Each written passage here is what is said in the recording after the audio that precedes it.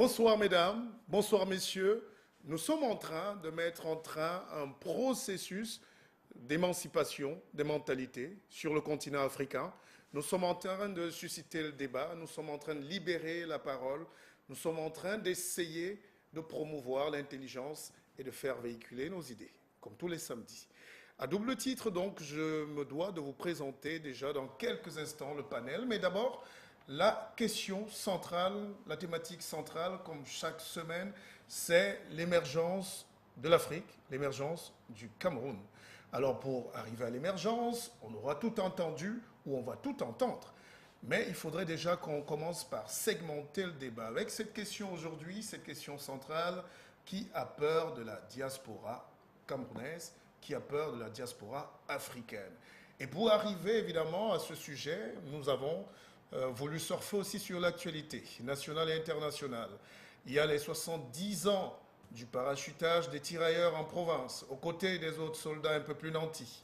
Il y a évidemment le virus Ebola, nous dit-on, la maladie des petits singes qu'ils transmettent aux grands singes, ou des chauves-souris. Ou bien aussi Boko Haram avec la sécurité, au Grand Nord, avec nos forces de défense qui sont sur le terrain. Et pour en parler, mesdames, messieurs, on a convié des éminences sur ce plateau. Nous serons en multiplex avec Paris, Yaoundé et puis Douala en scène. Ce soir d'ailleurs, Christian Eboulé, qui est journaliste central et principal à TV5 Monde, nous fait l'honneur d'être dans ce studio. Bonjour Christian. Bonjour Martial. Bonsoir. Bonsoir, bonsoir à tous nos téléspectateurs évidemment. C'est un plaisir de vous avoir dans ces locaux de Canal 2 International ici à Douala. C'est moi qui vous remercie pour l'invitation.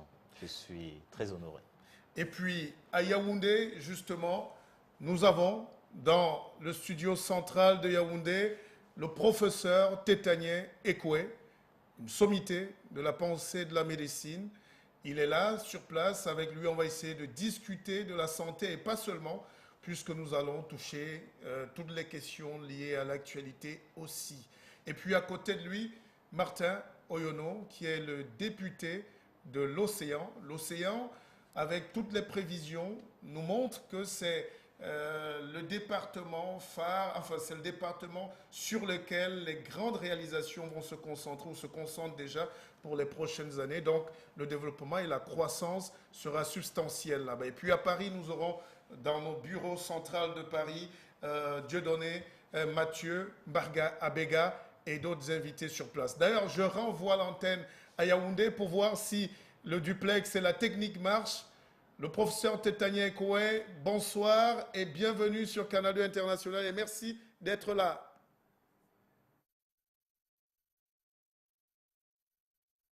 Canal 2 International et merci.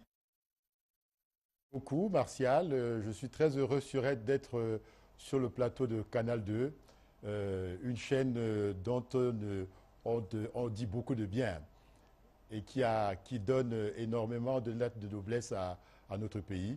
Je suis très honoré d'être votre invité. Le professeur Tétanié Ekoué qui est donc avec nous, et puis l'honorable Martin Oyono qui va nous rejoindre, qui est là. Alors, Christian Eboulé, pour commencer cette émission, on voit quand même que l'Ebola, c'est une double terreur, non seulement pour nos économies, mais pour les populations qui ne savent pas quel sein. Selon vous, quelle est votre première lecture de la propagation de la maladie? Je crois qu'effectivement, c'est un drame qui menace l'Afrique centrale aujourd'hui. Après avoir sévi en République démocratique du Congo il y a quelques années, et malheureusement, aujourd'hui, il y a une résurgence un petit peu en Afrique centrale, après ce qu'on voit en Afrique de l'Ouest. Et ce qu'on peut dire, c'est que les foyers infectieux, en tout cas où se trouvent les agents transmetteurs de ce virus, sont des foyers actifs en Afrique centrale, notamment du côté de la RDC, et peut-être à la frontière entre le Gabon et le Cameroun, voire du côté de la Guinée équatoriale. Peut-être que ces agents transmetteurs, à savoir les chauves-souris, à ma connaissance, peut-être d'autres animaux comme les singes aussi, circulent et voilà, transmettent à l'homme ce virus qui aujourd'hui, malheureusement, ne se guérit pas, ne se soigne pas, ou en tout cas se soigne très mal. On voit les dégâts qu'il cause en Guinée ou encore au Libéria. Et il est à craindre que cette résurgence ne soit une menace en termes de santé publique terrible pour les populations en Afrique centrale et notamment pour les populations camerounaises.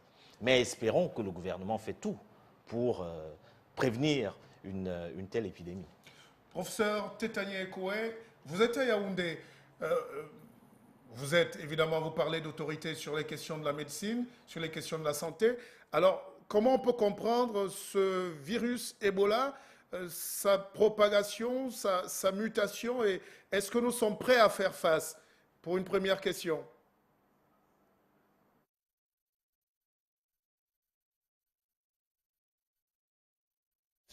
Ben oui, je crois que nous sommes vraiment en face d'une épidémie d'un genre nouveau. Le virus Ebola fait partie de la famille des Ebola virus qui font elles-mêmes partie de la grande famille des filovirus. Ces virus qui ont la particularité, n'est-ce pas, d'être sur le plan, je dirais, de la biologie moléculaire, des virus filamenteux. Mais ce qui est très important à comprendre, Monsieur Martial Bissot, c'est que le problème se pose depuis 1976. Le virus a été découvert en République démocratique du Congo.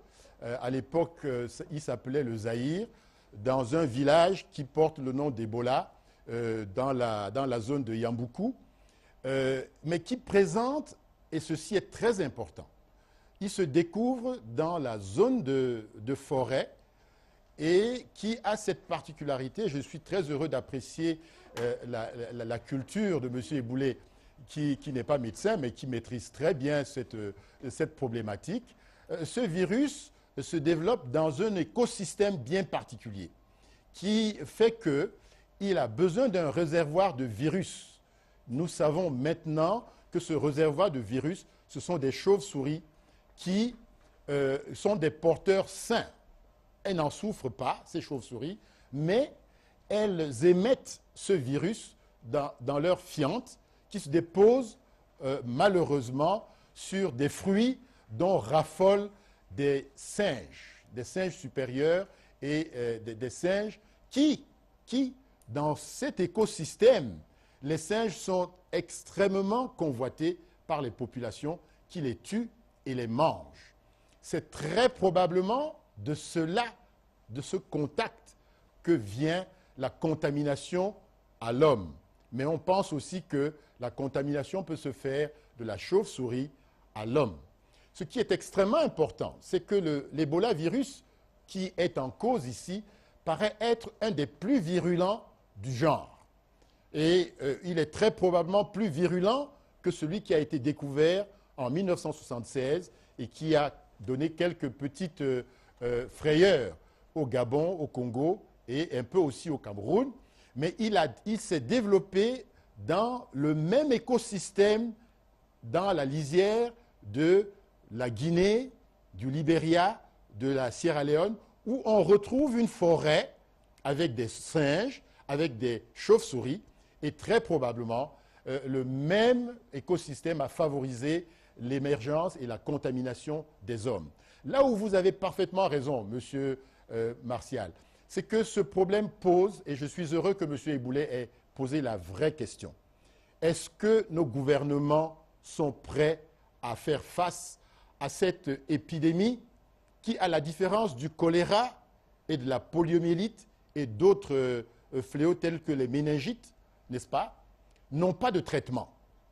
Donc, par conséquent, les pays qui ont fait face de façon, je dirais, efficace à l'épidémie sont ceux qui ont été prêts sur le plan 1, santé publique, vous voyez le problème de la communication, 2, de la préparation du personnel de santé.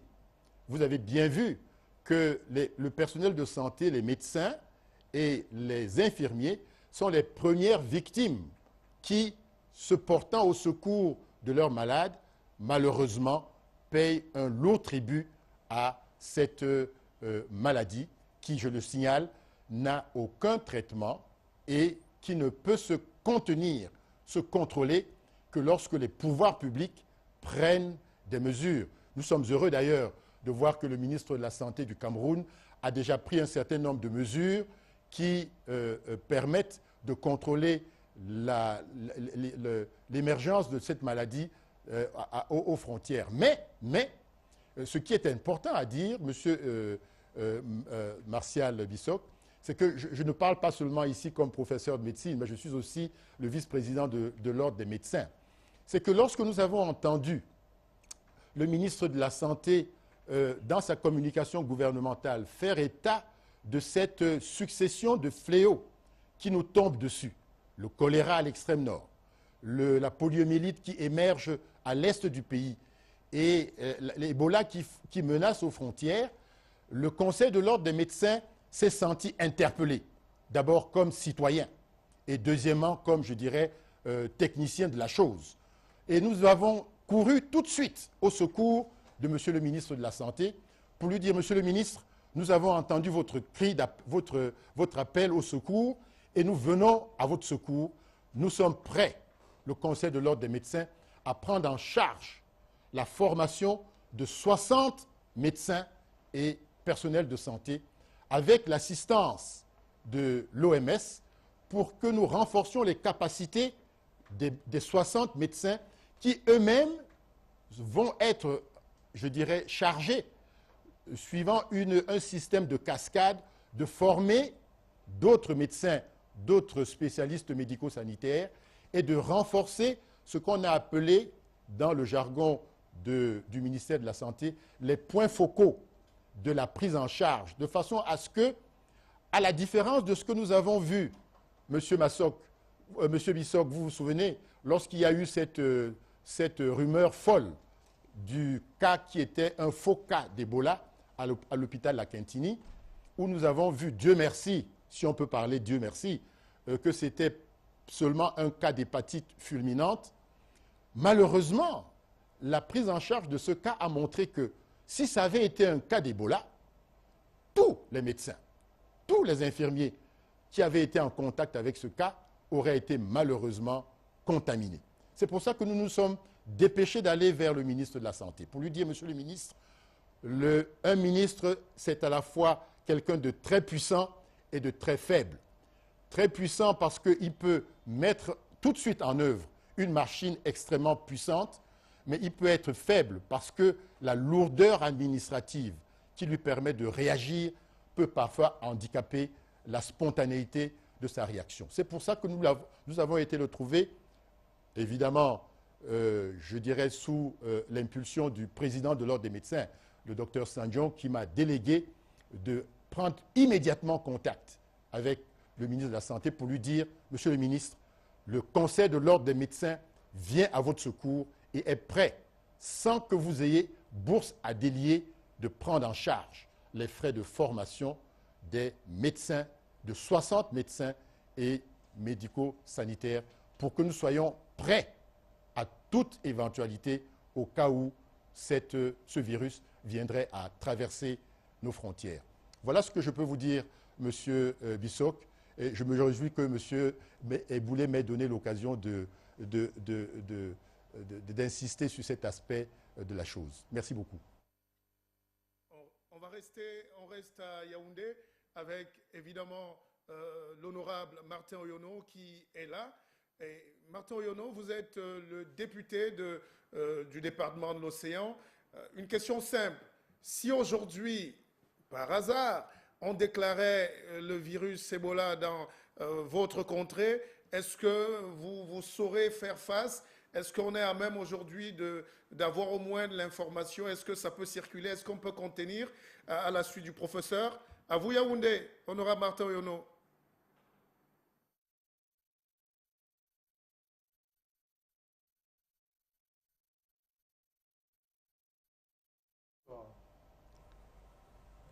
Bonjour Martial, je vous remercie de m'avoir invité sur ce plateau. Je crois que ce qui est juste, c'est qu'on puisse laisser ce qui est pointu aux spécialistes.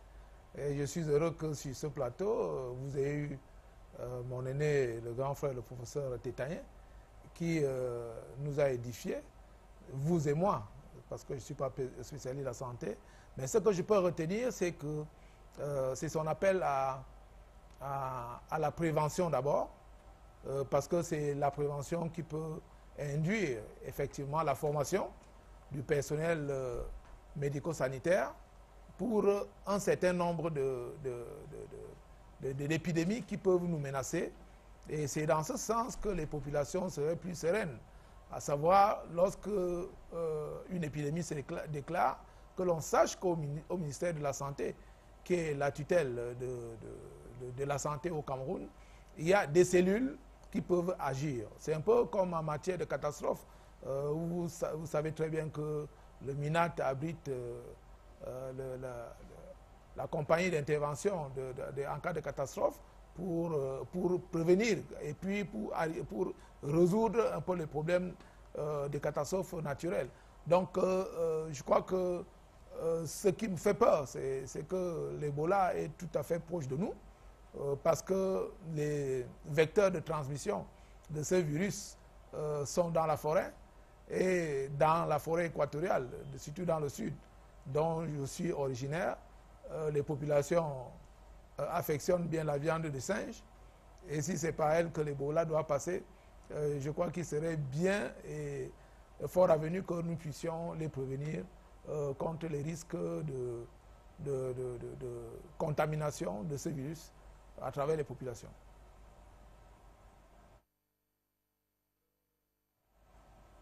Le député de l'Océan dans le Sud. Cette émission s'est conçue aussi pour que les élus locaux, les porteurs des voix des populations et des peuples viennent à la tribune de la télévision s'exprimer.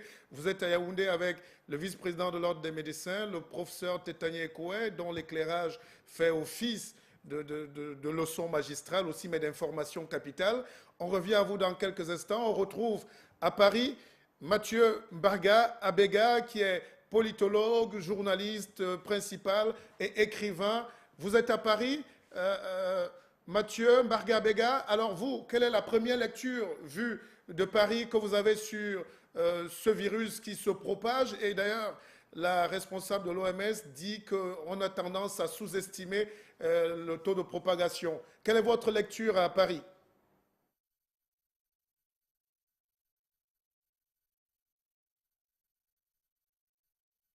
De me recevoir. Donc concernant le virus Ebola, il faut être précis, vous l'avez rappelé, je suis un journaliste politique et écrivain, donc laissons la chose de la médecine aux professionnels de la médecine. Ce que je veux pu entendre après ce qui vient d'être dit, c'est que visiblement les professionnels de la médecine n'ont à ce jour aucune solution valable. C'est-à-dire en réalité, il faut dire que il faut que le gouvernement camerounais et les professionnels disent maintenant, rassurent maintenant aux populations camerounaises ce qu'il faut faire au cas où le virus de Ebola venait à être présent au Cameroun. Je crois que c'est important en dehors de toutes les discussions qu'on peut avoir autour de cette question-là. C'est la question à la fois qui concerne les politiques, la politique dans le domaine de la médecine, et aussi les professionnels. Donc c'est aux politiques et aux professionnels de la médecine d'éclairer cette fois et de manière précise les populations du Cameroun. Quant à ce qui me concerne, je suis journaliste politique et écrivain. On va y revenir sur les thématiques qui nous intéressent, notamment le Boko Haram ou la visite du président Biya ou ce qui est convenu de dire le succès de la réception du président Paul Biya ici avec bien sûr des couacs.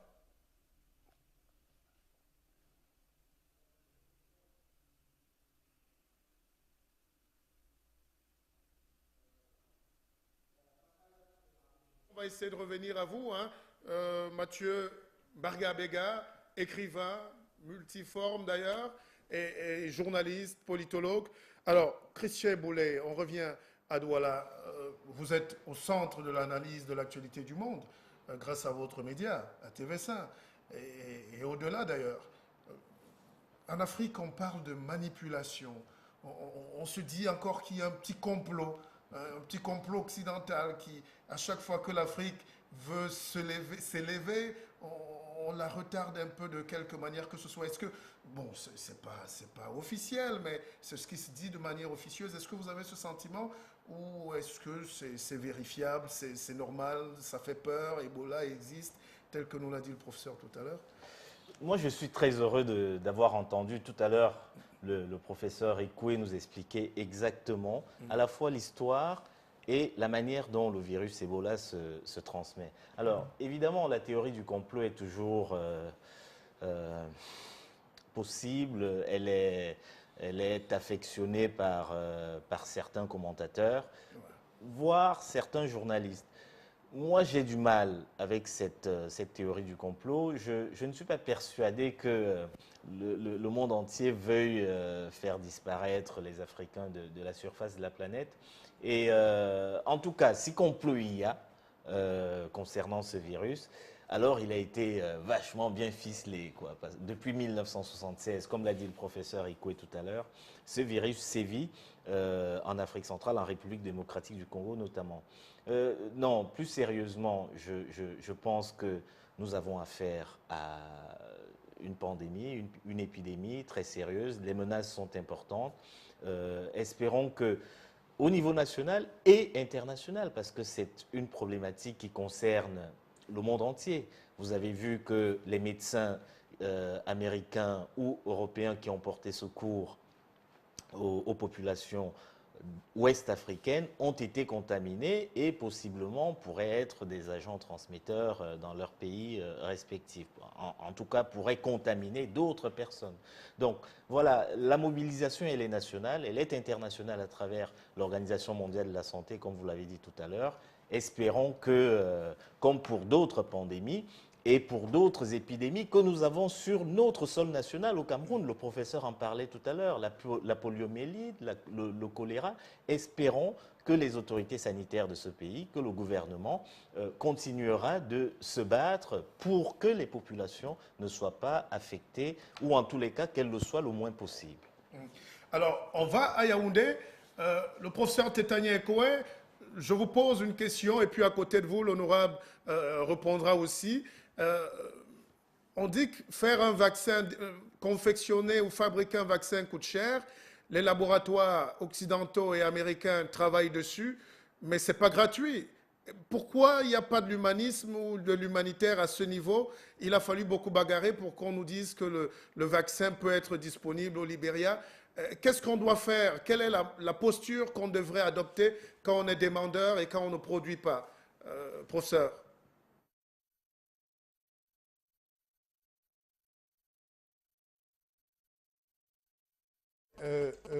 Martial, vous posez une question extrêmement importante et je suis très content que M. Eboulé vous ait apporté des éléments de réponse parce qu'il y a cette histoire de complot. Soyons sérieux, M. Martial Bissok.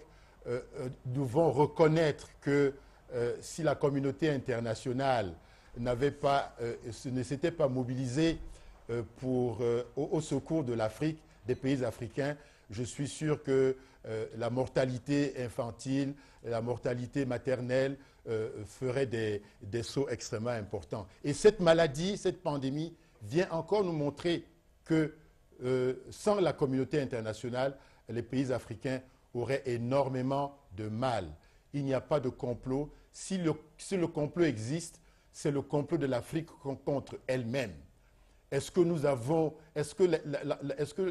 la communauté internationale nous a empêchés de mettre au point des systèmes de santé cohérents, prêts, efficaces, prêts à faire face à toute éventualité? Non. Au contraire, la communauté internationale, à travers l'UNICEF, à travers l'OMS, à travers d'autres organisations, Médecins sans frontières, se sont toujours portés au secours des pays africains lorsque le sort a jeté sur eux des fléaux.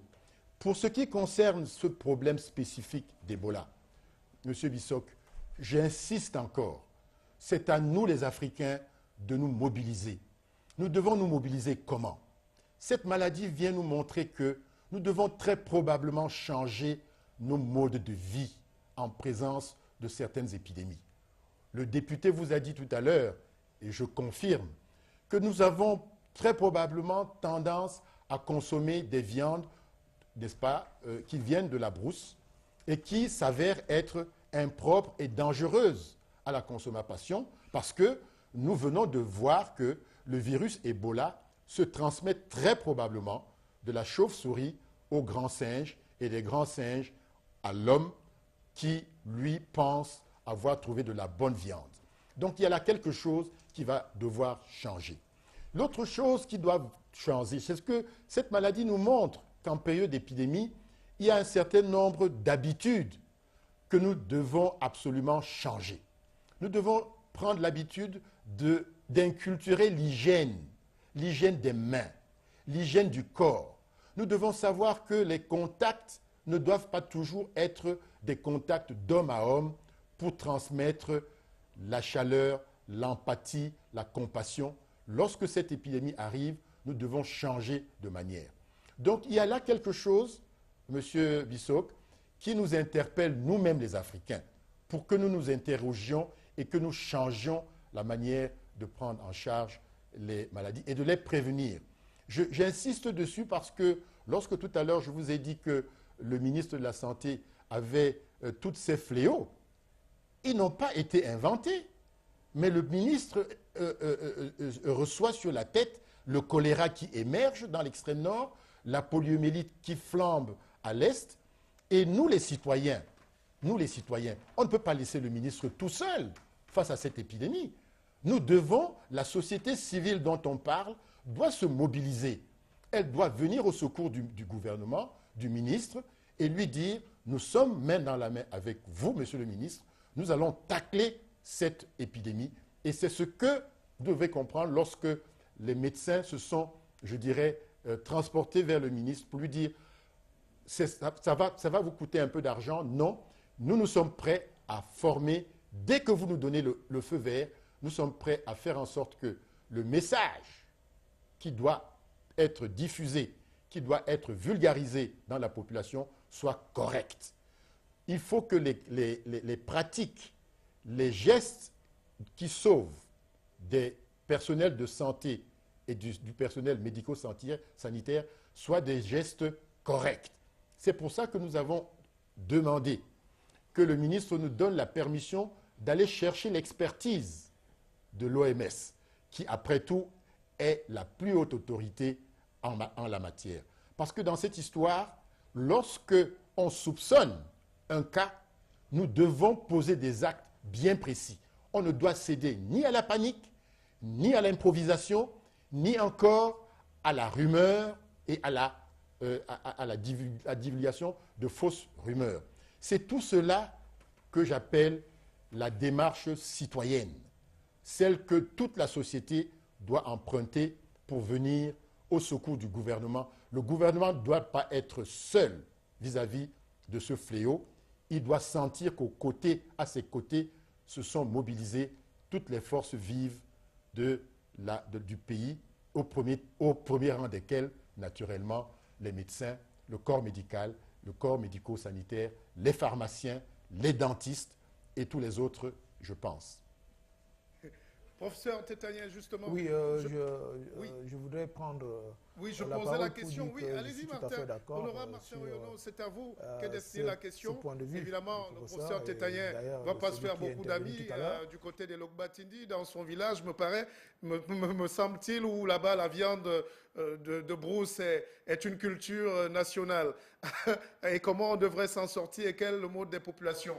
Alors, Martin Oyono, vous êtes député du RDPC. Est-ce que, disons-nous les choses franchement, est-ce que votre parti a été à la hauteur? Quand je dis parti, c'est l'État. Est-ce que vous êtes aujourd'hui à la hauteur d'avoir un plateau technique considérable? Parce qu'on nous disait santé pour tous à l'an 2000. Est-ce que dans le Sud, quand on regarde aujourd'hui la disposition des dispensaires, des centres de santé, des hôpitaux, on peut se réjouir? Est-ce que vous pouvez le dire franchement?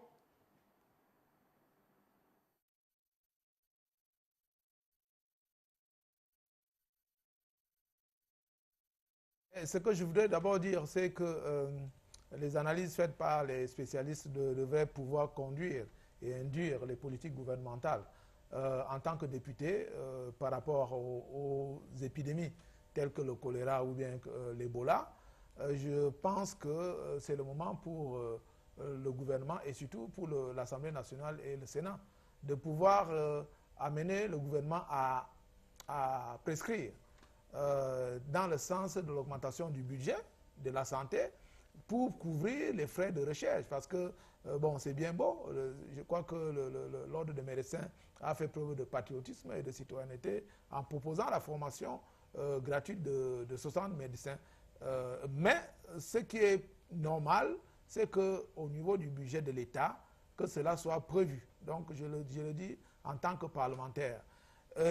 Si cela est fait, ce n'est pas seulement pour maintenant, c'est pour prévenir l'avenir, parce que c'est des cellules qui doivent être des cellules de veille constante, pour qu'on ne soit pas toujours surpris.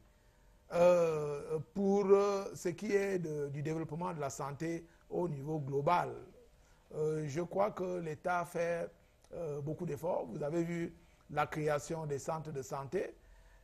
Malgré la difficulté à avoir le personnel adéquat, le moment venu, c'est toujours aussi la même chose qui se pose au niveau de l'éducation de base, où nous avons des salles de classe, où il n'y a pas assez d'enseignants.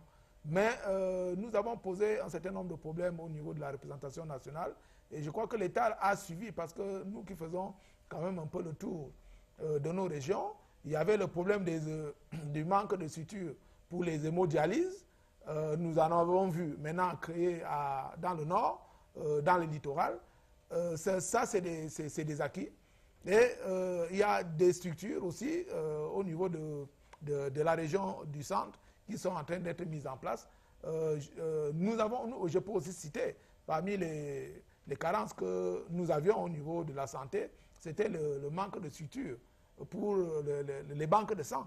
Et je crois qu'au niveau de l'hôpital central aujourd'hui, il y a, je crois que les bâtiments sont déjà en cours de finition, parce qu'il est vraiment pratiquement difficile que vous ayez un malade en réanimation dans les centres hospitaliers dans ce pays et que vous puissiez vous procurer du sang.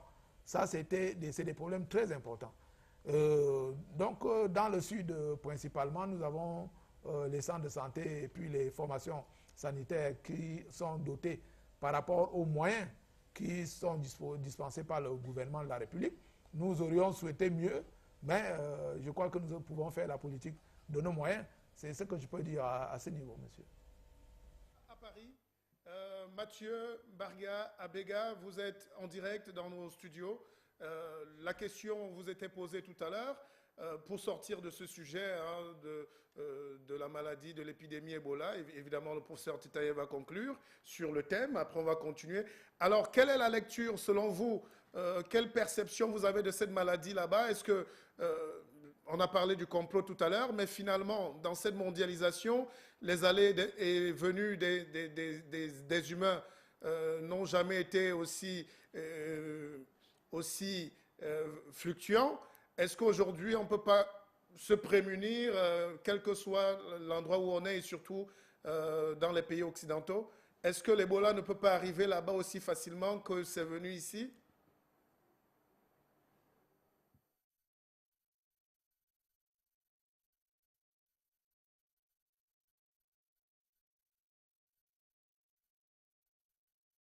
Ce qui est évident, c'est qu'il faut sortir des phrases. Je vous écoute depuis un moment et je suis à ma fin, puisque, y compris les populations africaines et camerounaises, nous n'avons pas l'exigence aujourd'hui, c'est les solutions. Que faire si le virus Ebola arrive au Cameroun? Et là, évidemment, on vient d'assister à un balai de flou, de commentaires, avec le respect que je dois à toutes ces personnalités. On ne sait pas. C'est-à-dire, on navigue à vue, et c'est terrible parce que, au lieu de prévenir, au lieu de dire exactement ce qui est fait, on est dans des phrases qui voudraient dire « je crois qu'il y a quelque chose qui est en train de se faire », on est dans du faux. Quelqu'un a rappelé tout à l'heure sur le plateau en disant que les problèmes africains, et je vous l'ai dit avant les autres, les problèmes africains, c'est aux Africains de trouver des solutions. L'histoire de complot, je ne sais plus quelle autre magouille, ça ne tient pas la route.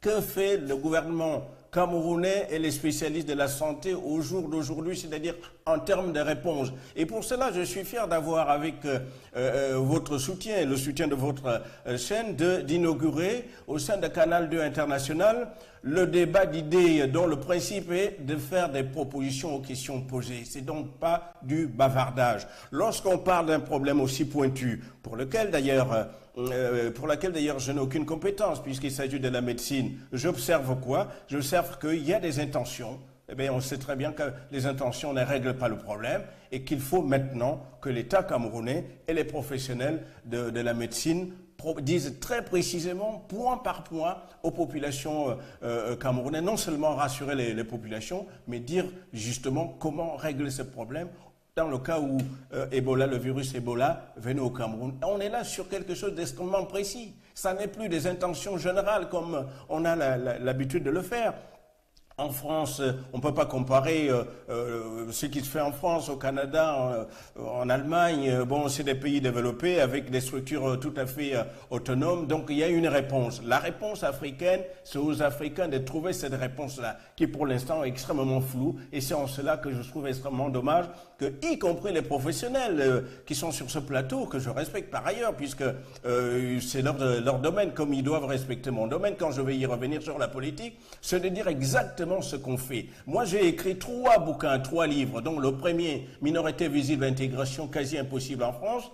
Également, en attendant la démocratie africaine que je vous présente, et le dernier essai que je vous présente, Paul Biya a peur de sa diaspora. C'est-à-dire que si vous m'interrogez sur ces questions-là, sur ces thématiques-là, je vous donne les réponses précises, évidemment. C'est pas la panacée, c'est pas la science infuse, mais c'est mes réponses à moi. Donc, apprenons à être très précis pour qu'on comprenne quel est l'effort du gouvernement camerounais et celui des professionnels de la santé. Sortons des discours très généraux où tout le monde s'y perd et qui n'est pas efficace. D'ailleurs, nous l'avons tenu depuis 50 ans des drapeaux d'indépendance. On voit très bien que l'Afrique regresse. Donc voilà les réponses aux questions posées et pas des généralités. Tout à l'heure, Mathieu Mbarga, même si la science voudrait qu'on soit appelé à un peu plus d'humilité, je pense que le professeur Tétayen Ekoué va vous répondre tout à l'heure. Il a essayé juste d'apporter un éclairage précis avec des données précises et ce n'est pas à lui de récréer ce que vous demandez à tout le monde et on respecte bien l'intelligence et il faudrait que l'humilité soit partagée. Alors Christian Eboulé, vous êtes d'accord avec Mathieu Mbarga que, d'ailleurs il a publié 3 livres, heureusement. Mais vous n'avez rien publié, mais vous n'êtes pas moins intelligent. Est-ce que ça veut dire que vous n'avez rien à apporter ou on doit arrêter le débat ou c'est du bavardage?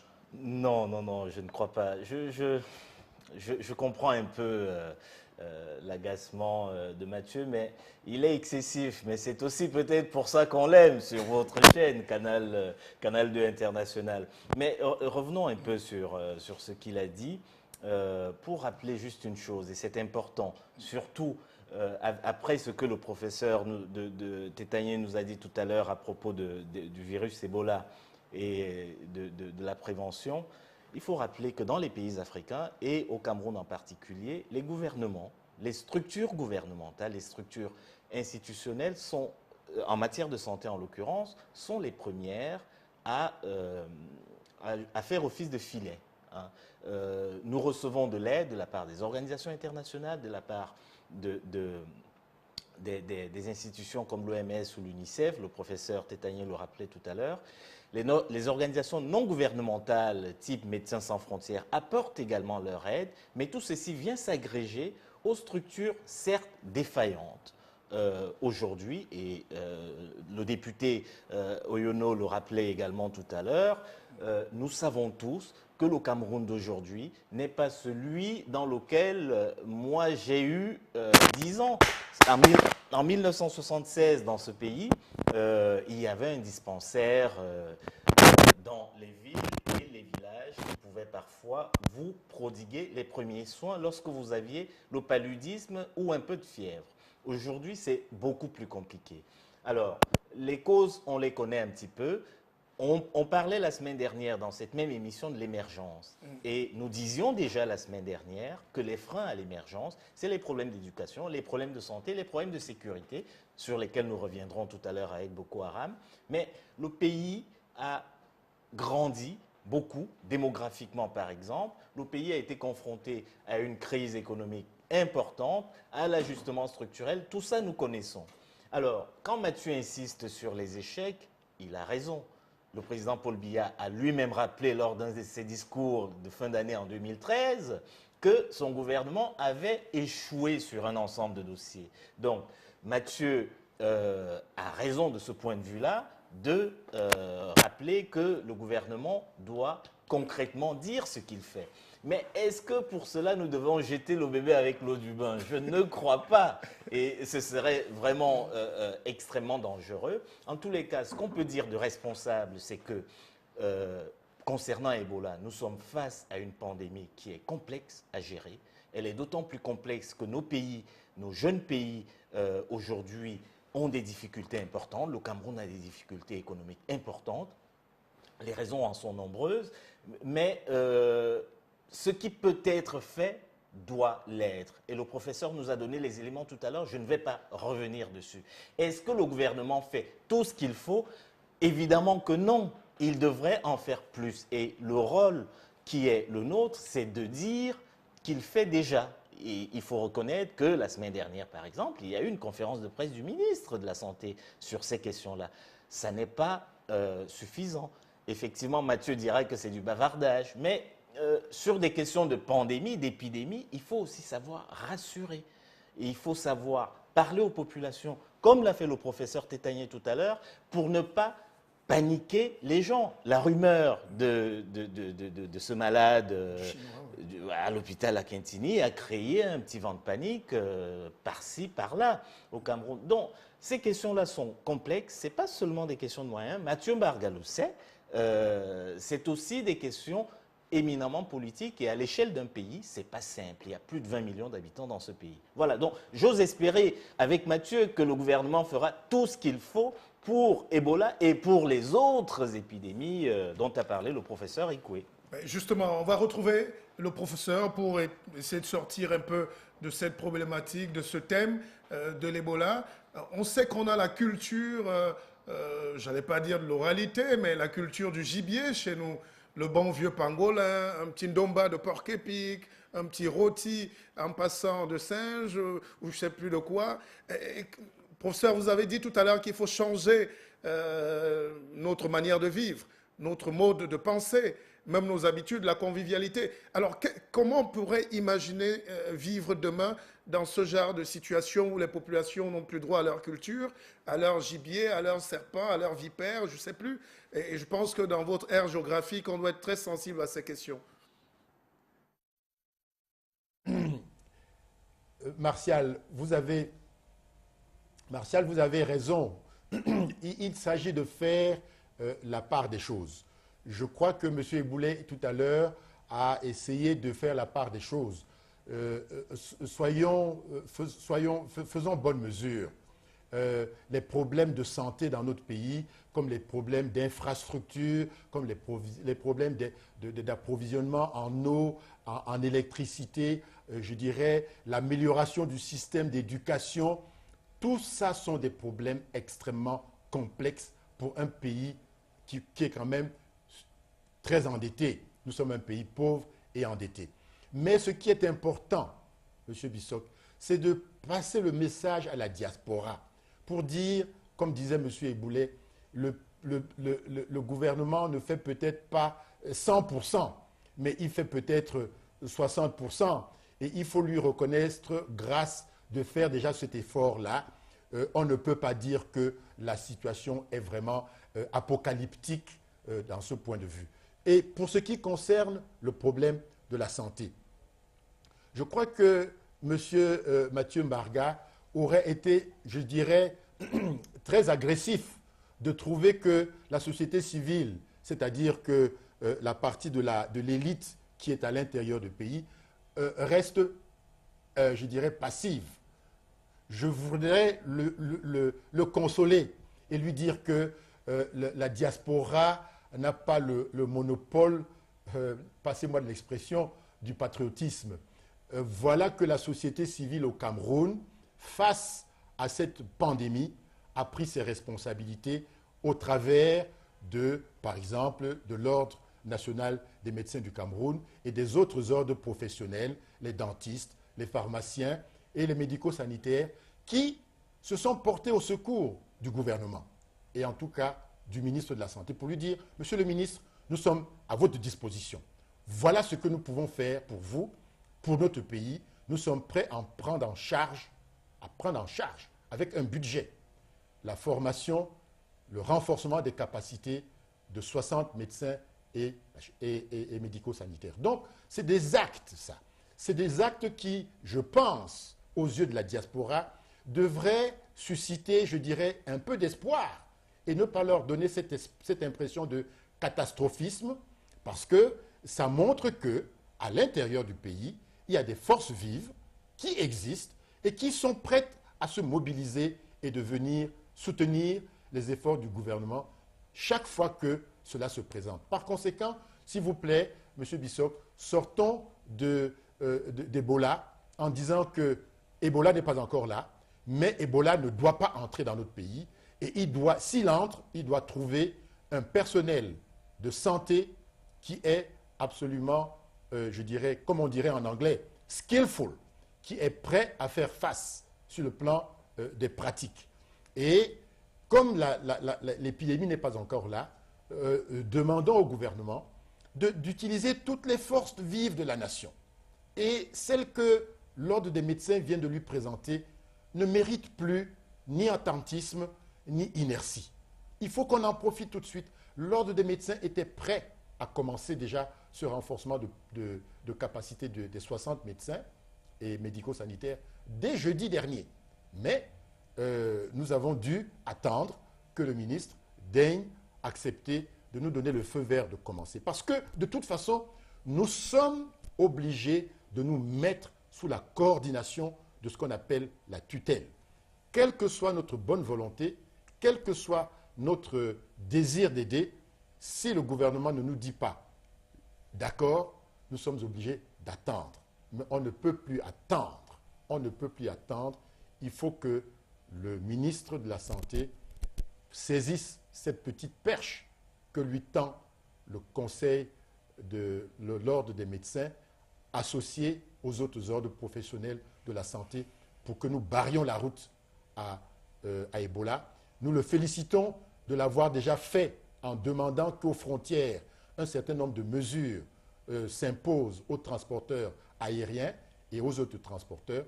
Nous voulons qu'ils nous permettent dès cette semaine, je dis bien dès cette semaine, si c'était même possible lundi, nous serions en mesure de commencer parce que l'OMS nous a assuré que les consultants étaient prêts. Lorsqu'on a pu le faire, c'est déjà quelque chose qui permettrait de faire face à Ebola de manière absolument technique et efficace. C'est par là que je voulais sortir et dire qu'on peut sortir d'Ebola, si vous êtes d'accord, parce que le ministre est absolument dans la perspective de cette riposte efficace. Voir la riposte sur le terrain. Merci, professeur Tétanier Ekoué. Votre mot fait office de conclusion sur ce thème. On va continuer avec Martin Oyono. On continue le débat avec évidemment la question sécuritaire, Boko Haram. Est-ce qu'aujourd'hui on a la bonne lecture? Est-ce qu'on a la bonne méthode quand on sait que les attaques continuent et comment on devrait s'y prendre? Vous, honorable Martin Oyono, et puis on continue sur Paris, après on va revenir. Est-ce qu'on attaque bien le propos Boko Haram au Cameroun, jusqu'ici?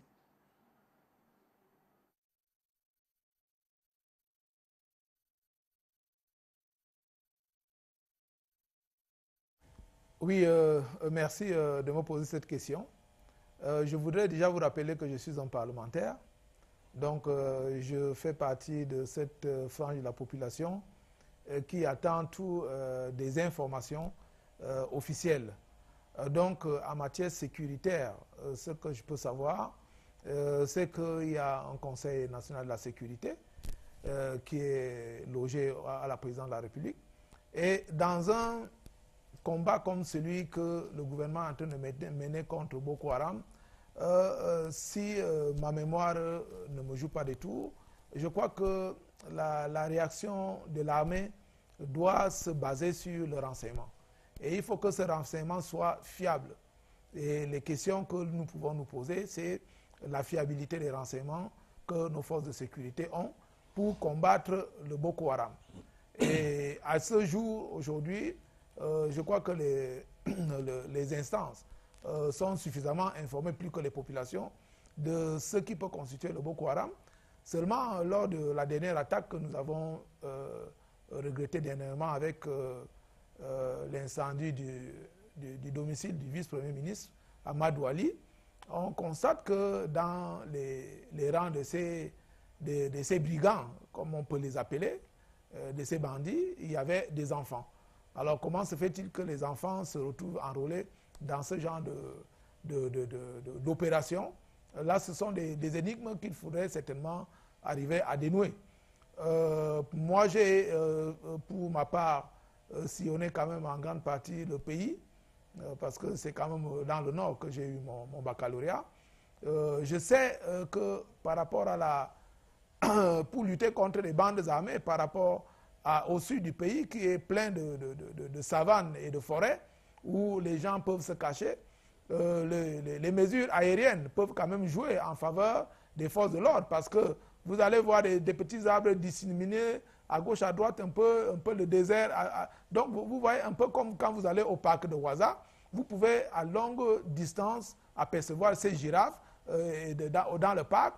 Et je crois que les forces aériennes peuvent mieux localiser les bandes armées, qu'elles soient sur des motos ou alors qu'elles soient sur des véhicules, elles pourraient le faire. Donc voilà un peu ma petite connaissance de ce qu'on peut faire au niveau des mesures préventives et effectivement renforcer la sécurité au niveau des barrières, au niveau des forces de l'ordre qui sont placées sur les chemins, sur la route. Ce n'est pas seulement pour peut-être harasser les conducteurs, mais il faudrait que les mesures de sécurité, de contrôle puissent vraiment aboutir à ce qu'on puisse détecter des personnes qui s'infiltrent. J'ai appris un peu comment on a délogé un d'entre eux qui était ou bien devait être dans un réfrigérateur à l'intérieur avec une double paroi où il pouvait respirer. Donc il y a autant de choses qui peuvent amener à une lutte efficace contre ces gens. Mais ce qui est important, c'est la collaboration des populations. Parce que là, en tant que citoyens de ce pays, nous avons été bénis de vivre pendant des décennies dans la paix. Aujourd'hui, je crois que lorsque les Camerounais ont d'abord vu ce qui s'est passé en Centrafrique, ils devraient prendre la mesure de la déstabilisation qu'apporte le désordre et les intentions égoïstes des uns et des autres, et faire donc en sorte qu'il y ait, comme on peut dire, dans le pays, un système pratiquement d'autodéfense, parce que là, c'est une menace extérieure. Le Boko Haram vient du Nigeria. Nous avons eu un conflit avec le Nigeria au niveau de la péninsule de Bakassi qui s'est résolu de façon pacifique sur le plan juridique au niveau de la Haye. Si le Boko Haram aussi était une institution légale, je crois que nous aurions fait la même chose, mais ce sont des terroristes et ce sont des sanguinaires qui menacent la vie des populations. Et donc, les populations doivent se mobiliser pour combattre ces brigands. Honorable Martin Oyono, direction Paris. Mathieu Barga Abega, nous entrons dans le volet sécuritaire, mais pas seulement, il y a un volet historique. Ça fait 70 ans que nos arrière-grands-pères et nos grands-pères ont combattu pour libérer la France. Aujourd'hui, c'est nos chefs d'État qui s'y retrouvent pour parler justement de cet aspect sécuritaire et économique aussi. Alors, comment on peut justifier leur présence là-bas, eux qui avaient été oubliés il y a 2 mois pour le débarquement en Normandie? Alors, comment analyser cette France-Afrique qui ne meurt pas et pour revenir sur la sécurité? On veut des propositions concrètes, hein, Mathieu?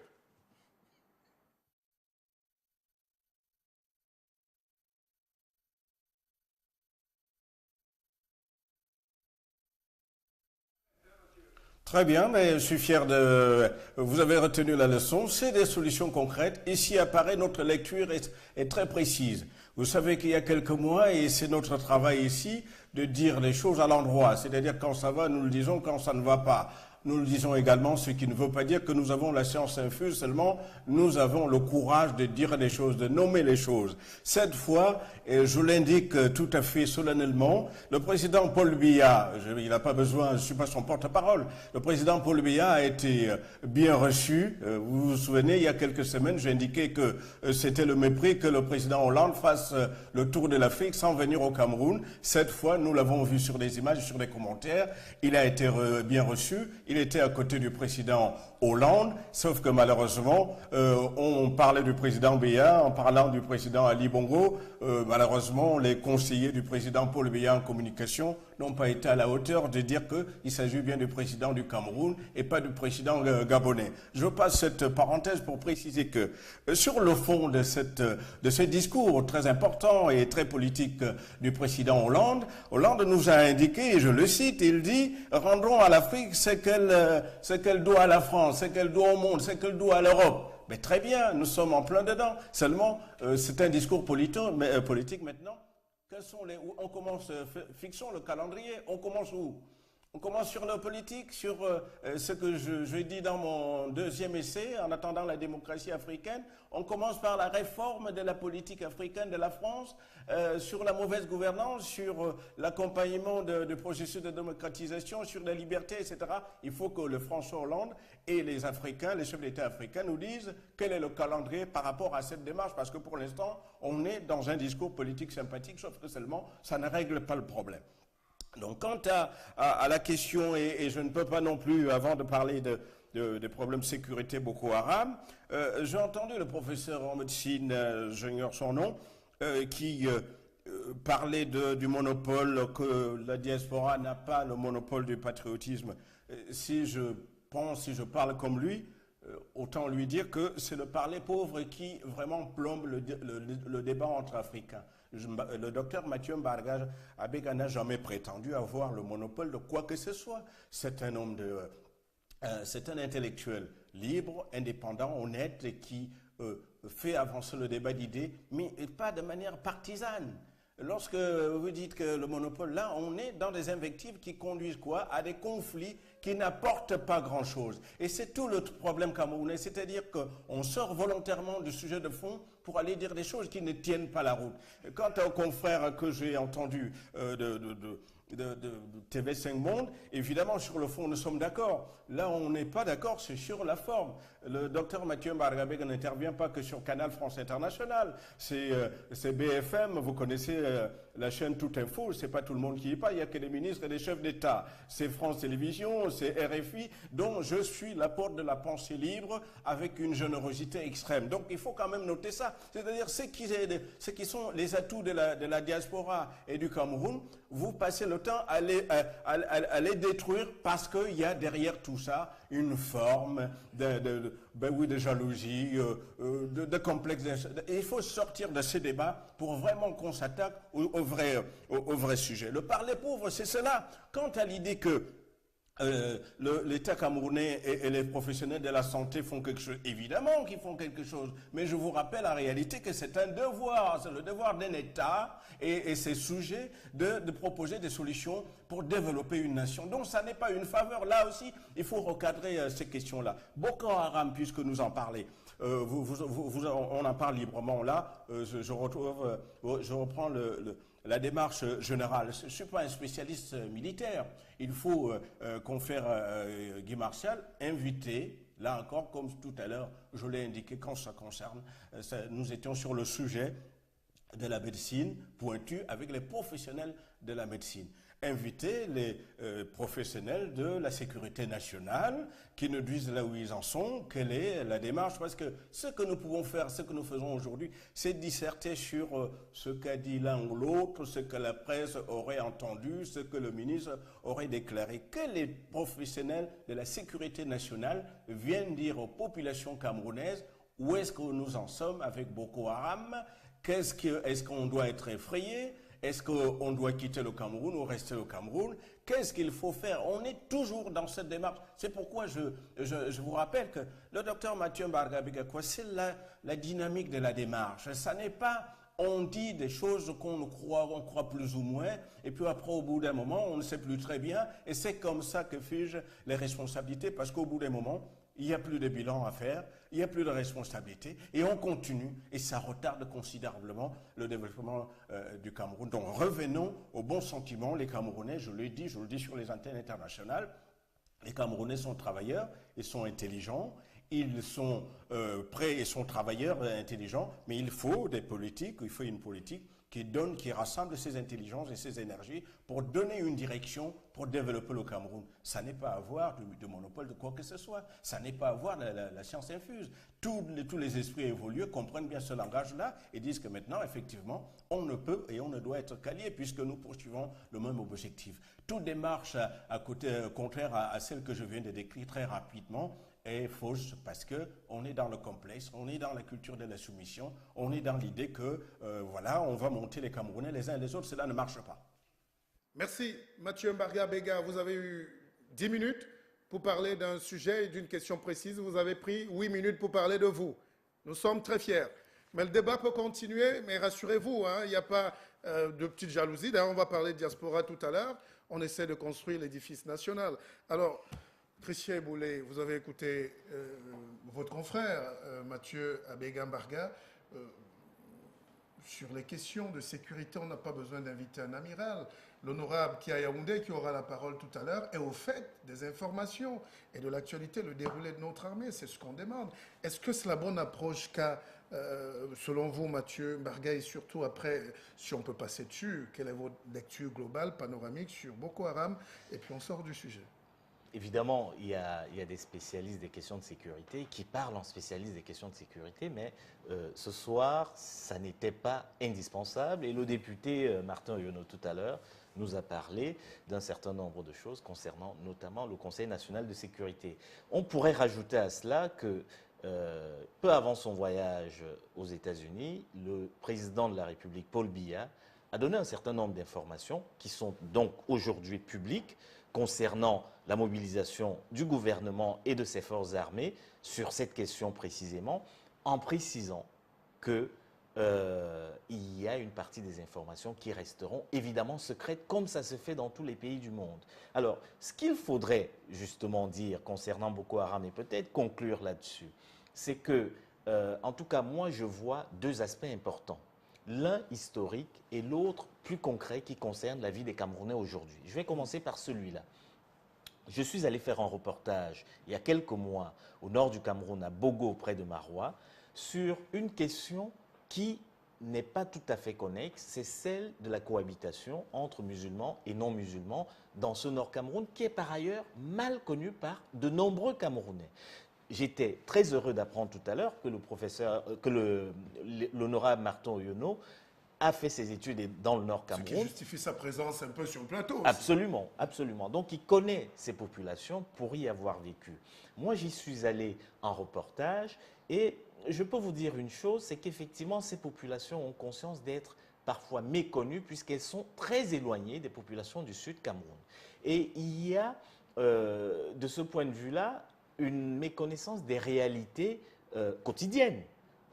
Pourquoi la question du renseignement, par exemple, est complexe?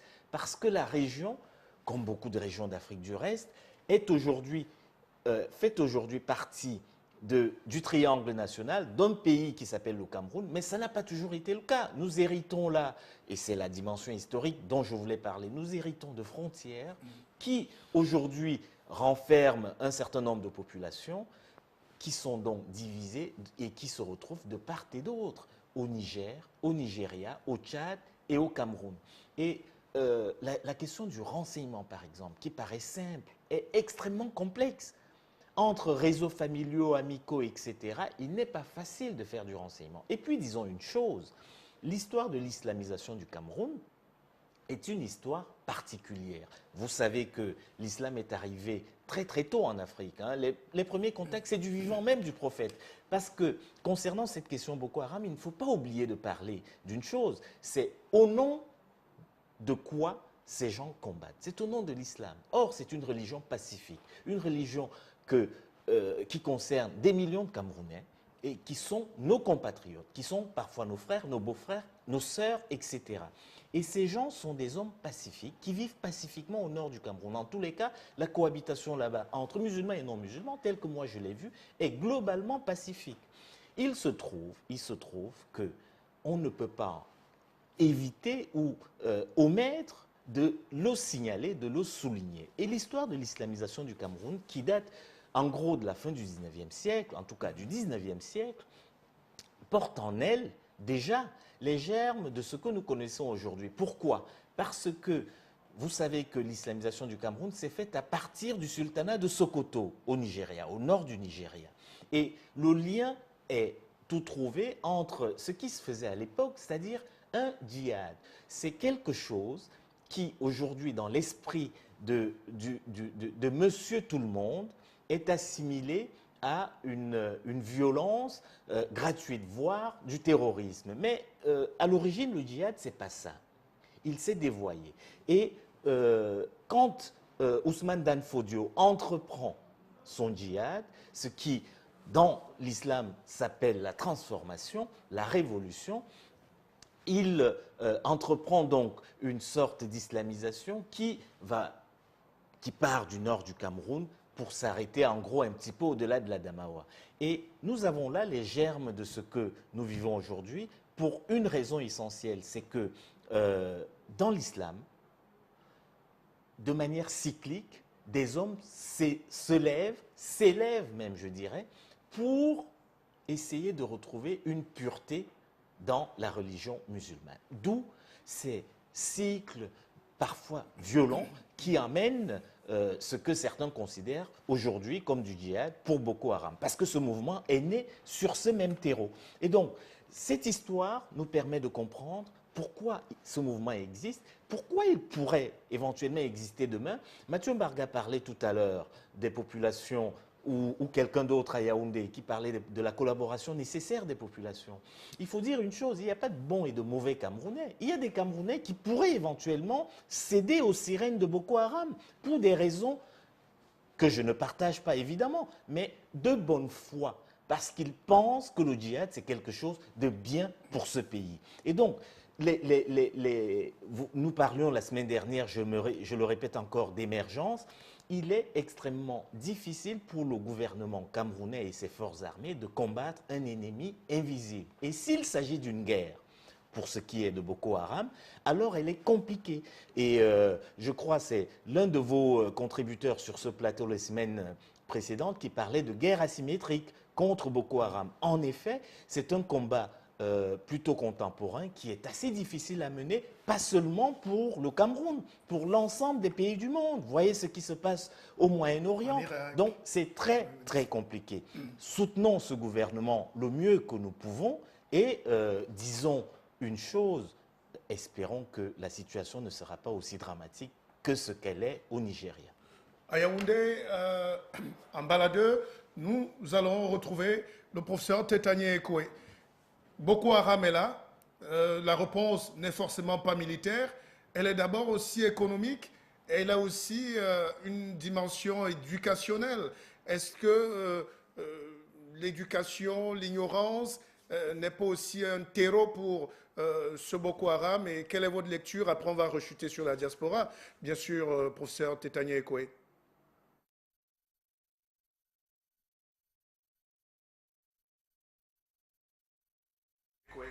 Ben, merci beaucoup, Martial. Je voudrais d'abord tout à fait rassurer mon frère, le professeur Mathieu Mbarga de Paris, qui s'est senti un peu, je dirais, chatouillé lorsque j'ai parlé du monopole de patriotisme. Il est bien entendu que dans cette histoire, des frères ne peuvent ni l'un ni l'autre revendiquer le monopole de l'amour pour la patrie. Par conséquent, qu'ils prennent ceci comme, je dirais, mes excuses s'il m'a mal compris. Mais pour revenir au problème que vous posez, j'ai un peu peur que nous ayons pratiquement les mêmes termes de solution. il est clair que Boko Haram n'est pas une émanation du peuple camerounais, c'est quelque chose d'étranger. Et perçu comme cela, on peut comprendre, on peut percevoir cela comme une agression que le peuple camerounais subit. Je suis rassuré pour le citoyen lambda que je suis de savoir que le chef de l'État, la plus haute autorité de l'État, a déclaré la guerre à Boko Haram, qui, je suis tout à fait d'accord avec M. Eboulet, n'a pas le monopole de l'islamisme. Et il n'est pas certain du tout que Boko Haram traduit fidèlement, je dirais, la philosophie de l'islam.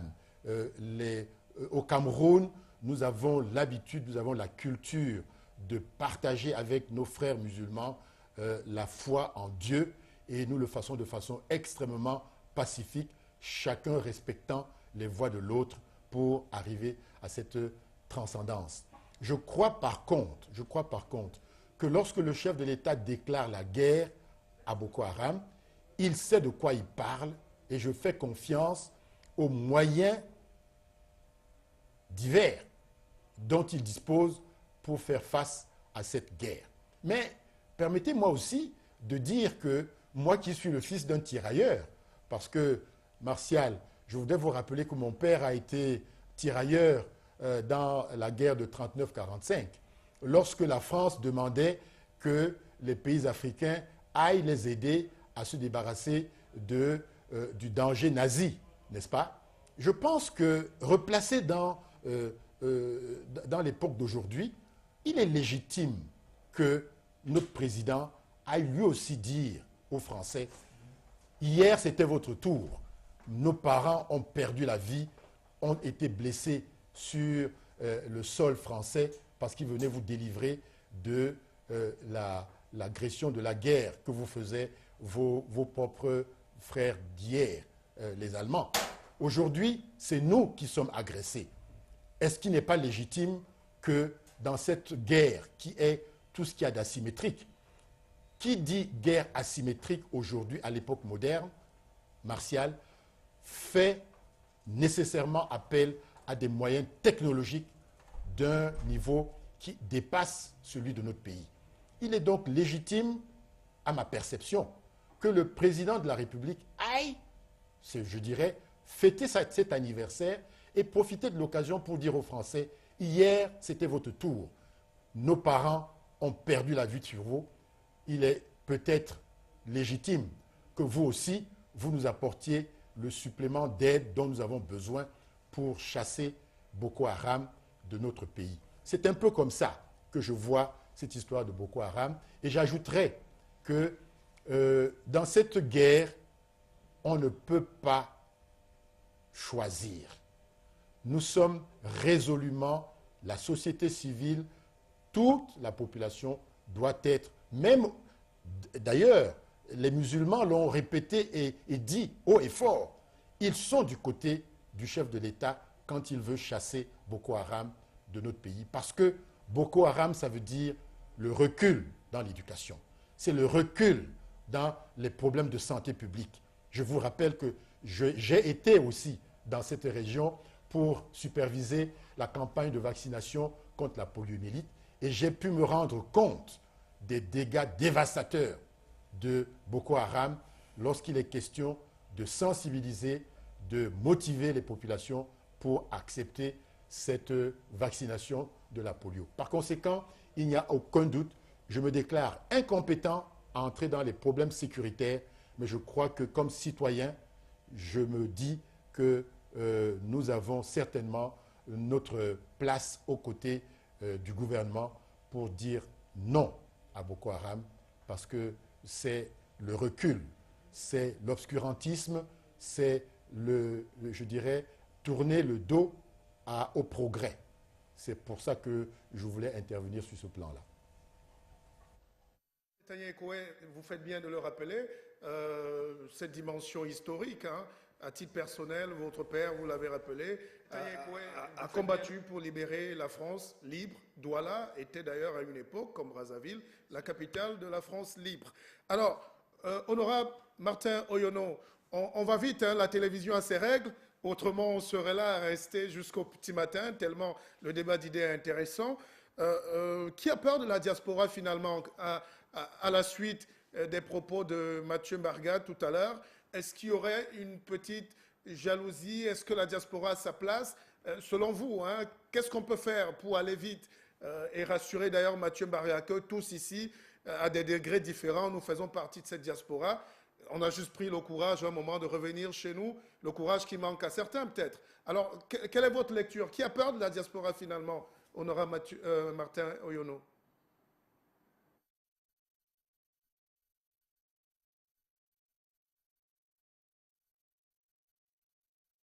Oui, Martial, ça me fait sourire. Hein, monsieur Mathieu, le docteur Mathieu Mbargane devrait être serein parce que lorsqu'on organise un plateau comme celui-ci, il ne peut pas connaître les contraintes des uns et des autres. Le député était dans son village il y a quelques heures. Vous m'avez appelé, j'ai dû prendre la route. Je suis arrivé hier soir. Et tout à l'heure, j'avais une cérémonie religieuse auprès de personnes qui sont en deuil. J'ai dû y laisser ma femme pour arriver ici à 16h30 pile. Donc ce sont des contraintes et il ne faudrait pas que lorsqu'on arrive sur le plateau, on s'arrête à des faux débats. Je crois qu'entre la diaspora et les populations du Cameroun, il ne devrait pas avoir de peur ou bien de complexe, surtout pas complexe. Martin Oyono, je voudrais vous rappeler qu'en 2005, j'ai obtenu la carte verte, comme on l'appelle, la Green Card des États-Unis. Et après mûre réflexion, j'ai dit à mon épouse que j'avais déjà un maximum de ce que je pouvais attendre du Seigneur ici au Cameroun et je ne me voyais pas en train d'aller aux États-Unis. Et c'était en 2005. En 2006, lorsque je suis allé demander le visa à l'ambassade des États-Unis avec toute ma famille pour aller en vacances, le monsieur était tout étonné. Il me dit, mais vous avez refusé la green card? Je lui dis non. Nous avons pesé le pour et le contre. J'ai estimé que je devais rester dans mon pays. Et ne vous cache pas ma surprise, nous avons eu les visas d'1 an chacun. Nous étions 7 en moins de 5 minutes. Il n'y a même plus de contrôle ou bien de mesures pour savoir si nous allions revenir dans notre pays. Ça, c'est ce qu'on appelle être un bon citoyen. Donc maintenant, je suis venu échanger avec lui parce qu'effectivement, au niveau de la diaspora, il doit avoir un certain nombre d'informations. Mais qu'il soit aussi réaliste, lui qui regarde la télé. En matière sécuritaire, est-ce que lorsque on interroge le secrétaire d'État à la Défense américain, vous le voyez venir pratiquement demander au directeur de la CIA ou bien du FBI de venir livrer toutes les informations sécuritaires? Ça ne va même pas servir ça ne va pas servir le pays, ça va servir plutôt l'ennemi. Donc, comme le professeur l'a dit tout à l'heure, nous écoutons le président de la République qui est la personne vers qui convergent les informations en matière sécuritaire et qui nous donne sa position par rapport à un problème qui nous menace. Maintenant, en tant que député, mon implication est dans le sens que nous protégeons notre État. L'État, c'est un symbole. Et le Boko Haram a attaqué 3 symboles. Non seulement ils ont enlevé les religieux. Vous savez très bien qu'au Cameroun, qu'on soit musulman ou chrétien, nous sommes attachés à Dieu et à ses principes. Et lorsqu'ils les enlèvent, c'est pour réclamer des rançons, ce qui est inhumain, ce qui est même tout à fait diabolique. Et après, ils viennent enlever les Chinois qui sont en train de réaliser des programmes qui doivent amener le Cameroun à l'émergence. Ça aussi, c'est un acte barbare. C'est même du grand banditisme. Et après, maintenant, ils viennent attaquer une personnalité. Le vice-premier ministre, c'est quand même un symbole de l'État. Donc, je dis que c'est une guerre. Lorsque le président dit que nous menons la guerre au Boko Haram, il a raison de le dire parce qu'ils ont attaqué les institutions. Et si le président de la République se retrouve aux côtés du président français aujourd'hui pour commémorer effectivement le débarquement de Normandie et autres, cela est tout à fait normal que les problèmes sécuritaires, comme le problème de l'Ebola, parce que quand vous avez soulevé le problème de l'Ebola tout à l'heure, quand nous avons eu le lac Nyos il y a quelques années, nous n'avions pas les compétences nécessaires. On a fait appel au professeur Adoun Taziep, qui était spécialiste, c'est lui qui est venu avec les équipes locales dénouer la problématique du gaz du lac Nyos. Et maintenant, au niveau de l'Ebola, c'est la même chose. Au niveau de la sécurité, si l'État français est un État qui défend les démocraties établies, cela veut dire qu'il ne peut pas prendre le parti pour un groupe de rebelles, un groupe de bandits qui vient semer la zizanie dans un État démocratique et légal. Donc, faire appel à la France, ce n'est qu'un juste retour et même une collaboration. Il y a la collaboration internationale. Lorsque vous allez dans notre pays, si vous allez voir qu'il y a les institutions intergouvernementales et même interrégionales et intercontinentales. Lorsqu'on parle de Interpol, Interpol, c'est un organisme qui lutte pour la sécurité des États. Et la France fait partie d'Interpol, comme le Cameroun et comme les autres États. Donc, moi, je ne suis pas spécialiste, hein, mais je m'informe. Et c'est pour ça qu'à un certain niveau, je peux donner un certain nombre d'informations. Donc, nous sommes en guerre contre le Boko Haram. Et j'estime que cela doit être l'affaire de tous, chacun à son niveau. Si le Boko Haram trouve que les populations sont hostiles dans un village, je pense que le Boko Haram va réfléchir par 2 ou 3 fois avant de venir au niveau de ce village. Donc pour le nord, le Grand Nord que je connais très bien, ce que nous pouvons avoir certainement comme problème, c'est la longueur des frontières.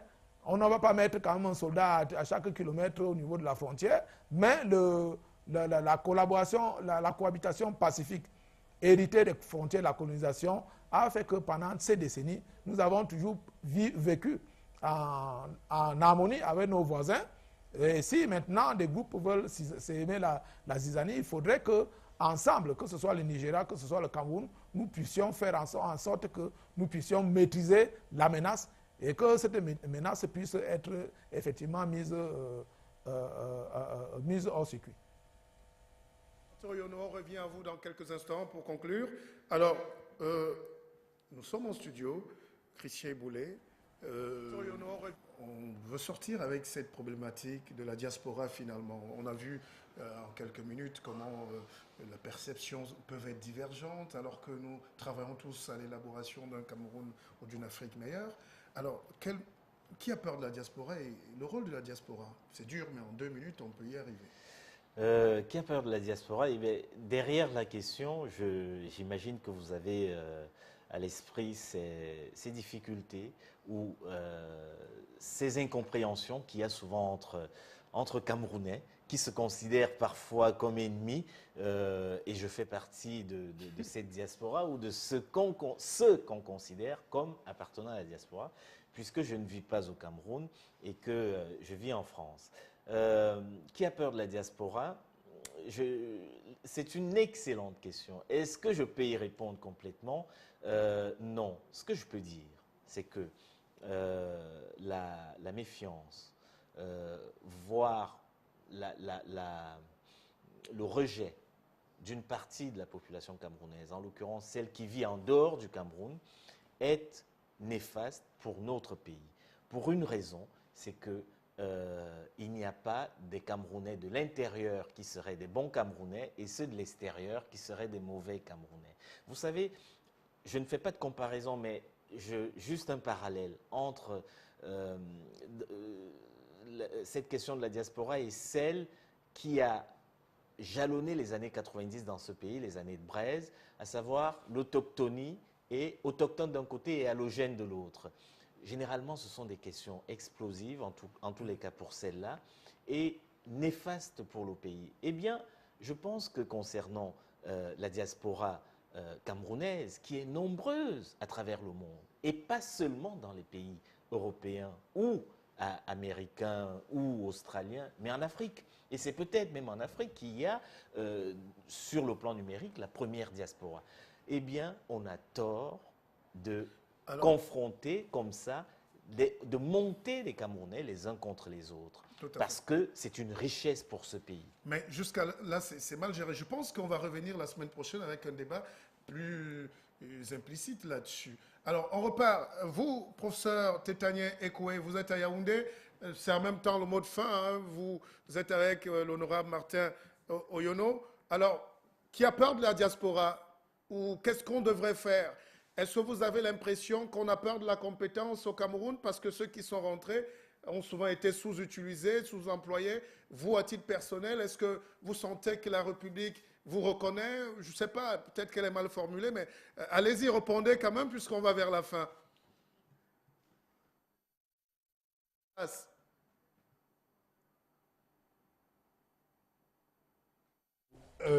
Merci beaucoup, Martial. Je voudrais dire que personne ne peut être contre la diaspora. C'est une richesse énorme pour un pays d'avoir une diaspora diversifiée, puissante, ingénieuse, innovatrice. C'est une richesse pour le pays. Je peux le dire, personne ne peut être contre la diaspora. Elle est une source d'enrichissement fécond, comme le disait d'ailleurs M. Eboulet tout à l'heure. Je crois que dire qu'on est contre la diaspora, c'est se priver, c'est comme se priver d'autres mains. Un pays qui a une diaspora puissante, c'est un pays, c'est comme un homme qui, en plus de ses deux mains, en a deux autres. Par conséquent, même l'exemple de pays qui nous ont dévancés dans l'émergence et dans le développement, la diaspora a toujours été un atout précieux pour doper la science, pour doper les affaires, pour doper tous les grands secteurs du pays. Par conséquent, si je pouvais me permettre, et je voudrais dire à mon frère Mathieu Mbarga, que je suis une émanation de la diaspora. J'ai longtemps vécu dans un pays d'Europe, en Belgique, et après y avoir été un praticien reconnu, adulé, vraiment adopté, j'ai choisi de revenir au pays et je comprends très bien, parfaitement, que la diaspora, ce que la diaspora peut nous apporter, et je pense que la diaspora peut s'enrichir de revenir de temps en temps, finalement, je dirais, ajouter son grain de sel à la sauce que nous sommes en train de faire. Mais je voudrais terminer en disant que fondamentalement, Monsieur Martial, la question essentielle, c'est l'amour du pays. Il faut reconnaître que la diaspora a cette chance de se rendre compte que l'on soit Bamileke, que l'on soit Beti, que l'on soit Sawa, que l'on soit Mundang, que l'on soit musulman, catholique, et ainsi de suite, ou chrétien ou protestant, quand on est à l'extérieur, vous êtes d'abord un Camerounais. Et quand vous êtes un Camerounais, on ne vient pas vous traiter d'une manière particulière parce que vous avez dit que vous étiez Bamileke, ou bien que vous étiez Beti, ou bien que vous étiez Mundang, ou bien Tupuri, ou bien Peul. Vous êtes traité comme un Camerounais, avec ce que cela représente de potentialité d'exclusion, de potentialité de mise en marge à côté. Ce que nous souhaitons, je pense, c'est que cette diaspora, elle aussi, revienne, qu'elle se mette aussi plus souvent à l'écoute de la nation et qu'elle nous apporte ce supplément de saut technologique dont nous avons besoin. Je peux en parler parce que comme formateur de médecins, j'ai été doyen de faculté de médecine. Lorsque j'ai demandé à la diaspora, mais nous manquons d'enseignants, est-ce que vous ne pouvez pas vous organiser pour venir de temps en temps donner un coup de main pour renforcer les enseignements en anatomie, en physiologie, en biologie moléculaire, et dans toutes les autres branches de la nouvelle médecine d'aujourd'hui, et qui, lorsqu'elles sont, je dirais, données à nos jeunes, les mettent un tout petit peu plus, je dirais, au niveau de leurs collègues de l'étranger. Voilà où je vois les défis de la diaspora. Mais je suis prêt à reconnaître à M. Mbarga que l'échange, la confrontation est parfois un tout petit peu polémique, mais si on revient à l'essentiel, qui est l'amour de la nation, le patriotisme, on doit pouvoir trouver là un terrain d'entente où le dialogue doit être extrêmement fluide. En tout cas, c'est ce que je souhaite. Personne ne peut être contre la diaspora s'il veut l'émergence, s'il veut le progrès. De ce débat, on va continuer le débat avec Paris, mais peut-être la semaine prochaine. Hein, le temps nous fait largement défaut ce soir. Martin Oyono, honorable, pour sortir vraiment en 30 secondes, est-ce que pour vous, la diaspora qui rentre aussi, enfin ceux qui choisissent de rentrer, sont bien utilisés? Est-ce qu'ils sont utilisés à propos? Est-ce qu'on n'a pas aussi peur de sur place? Enfin, il n'y a pas de frein.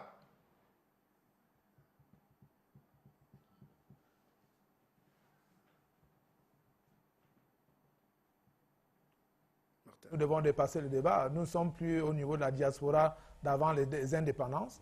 Nous sommes dans une diaspora, dans un concept de développement du Cameroun.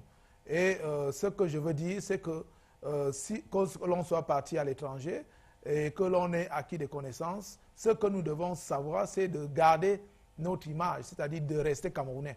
Bon, alors, parce que la diaspora qui devient hybride, c'est-à-dire que vous changez de comportement. Vous voyez aujourd'hui, moi en tant que député, les défis que nous affrontons, surtout par rapport à la jeunesse, il faut que nous puissions donner des choix qui sont bons à nos jeunes.